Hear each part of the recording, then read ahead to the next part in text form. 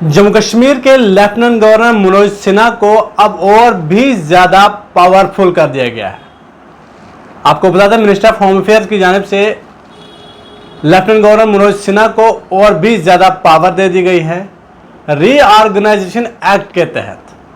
यानी मैं आपको अगर सिंपल भाषा में समझाऊं तो जम्मू कश्मीर में अगर कोई चीफ मिनिस्टर चुना जाता है और अगर जम्मू कश्मीर को रियासत का दर्जा वापस नहीं मिलता है तो फिर जम्मू कश्मीर का चीफ मिनिस्टर भी ठीक वैसा ही होगा जैसे अभी फिलहाल दिल्ली का चीफ मिनिस्टर है। आपने खुद ही देखा कि पिछले कुछ महीनों से किस तरह से दिल्ली के चीफ मिनिस्टर के साथ बर्ताव किया जा रहा है। 3 महीने तो पहले दिल्ली के चीफ मिनिस्टर को जेल में रहना पड़ा। लॉ एंड ऑर्डर सारा जो है वो सेंट्रल गवर्नमेंट संभालती है। आप सोचें अगर जम्मू कश्मीर भी यूटी ही रही, यानी कि यहाँ पर इन्हें जम्मू कश्मीर को रियासत का दर्जा नहीं मिला, तो फिर यहाँ पर भी लॉ एंड ऑर्डर जो है पूरा सेंटर के अंडर रहेगा, यानी मिनिस्ट्री ऑफ होम अफेयर्स के अंडर रहेगा।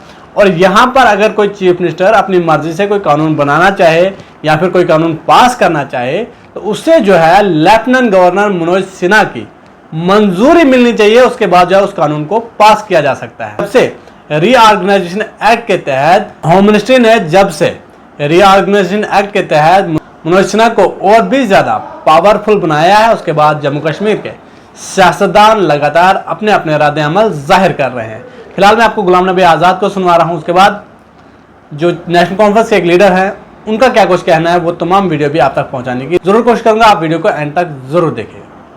एलजी को या एलजी के खिलाफ या उसको पावर देने के खिलाफ नहीं हो, लेकिन सवाल जम्मू कश्मीर न तो दिल्ली है न पौंडीचेरी। गुलाम नबी आज़ाद एक बहुत सालों से, सैकड़ों सालों से स्टेट रही है और दुनिया में मशहूर है।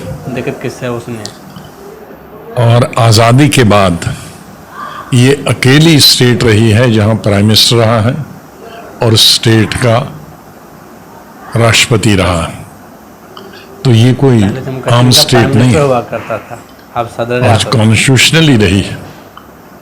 और इन पावर्स को 1965 में, चाहे ये गवर्नमेंट नहीं थी, दूसरी गवर्नमेंट थी, उस वक्त भी वो कदम गलत था। मैं आज कह सकता हूँ, मैं तो उस वक्त अभी स्कूल से ही निकला ही था, उस वक्त भी ये कदम गलत था कि प्राइम मिनिस्टर और राष्ट्रपति के दर्जे को चीफ मिनिस्टर और गवर्नर ने किया, ख़त्म करके उसको चीफ मिनिस्टर और गवर्नर बना दे। तो उसका मतलब है कि हमारी जो पावर्स हैं जम्मू कश्मीर स्टेट की, असेंबली की पावर्स हों, कैबिनेट की पावर्स हों और असेंबली ये चीफ मिनिस्टर की पावर्स हों, उनको आहिस्ता आहिस्ता ख़त्म किया गया। शेख साहब पहले प्राइम मिनिस्टर थे और उसके बाद कई और प्राइम मिनिस्टर बने 65 तक।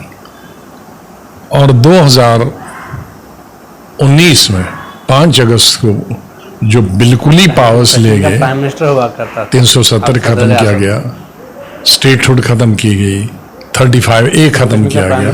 तो हम तो वैसे ही अब हमारी कुछ भी पावर्स नहीं है जम्मू कश्मीर, और अब और उसको छेड़ा जाए। उस वक्त भी जब ये बिल आया था पार्लियामेंट में तो मैंने बहुत शोर मचाया था, कई घंटे में ज़मीन पे धरने दिया था और उसके बाद बोला भी था कि इससे ये तकरीबन स्टेट खत्म हो गई।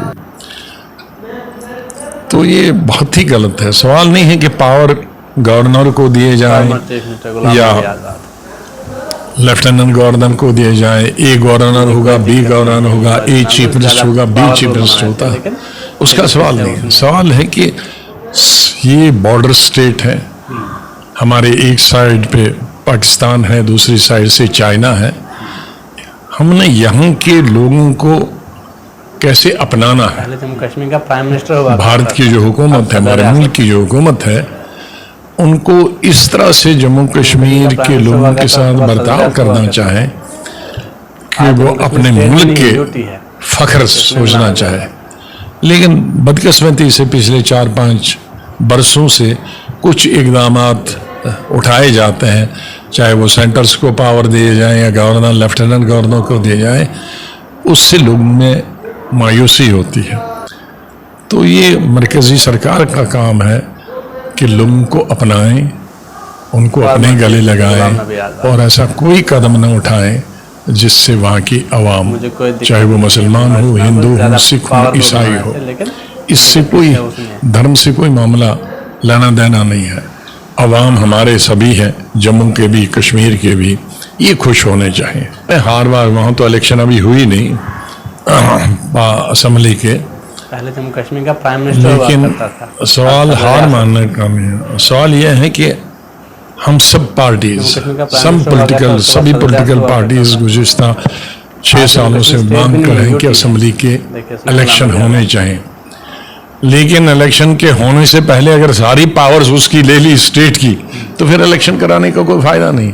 वो ठीक कह रहे हैं, मैं उसमें सहमत हूँ उनसे। मेरी अपनी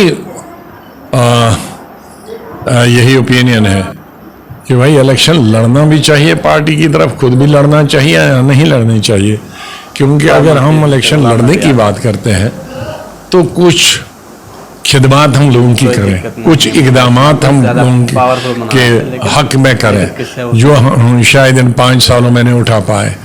और जब वो हम इक़दामात और लोगों की बहबूदी के लिए कोई कदम नहीं खुद उठा पाएंगे तो इलेक्शन किस लड़ने। कोई एक आदमी की नौकरी चीफ मिनिस्टर की थोड़ी लगनी है। प्राइम मिनिस्टर हुआ करता था कोई भी पार्टी नहीं, सवाल अलायंस का है, सब मिलके इकट्ठे लड़ो। सवाल है जो भी हुकूमत में आए ABC, जम्मू कश्मीर स्टेट भी उसको आवाम के लिए काम करना होगा। गरीबी है, बेकारी है, बेरोजगारी है।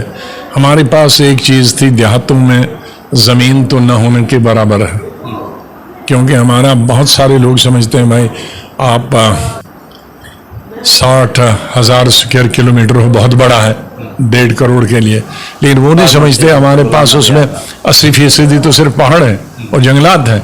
तो हमारे पल्ले तो 10-15% पड़ता है, उसमें सिर्फ घर है, बिल्डिंगें हैं, सड़कें हैं, स्कूल हैं, इंडस्ट्री है।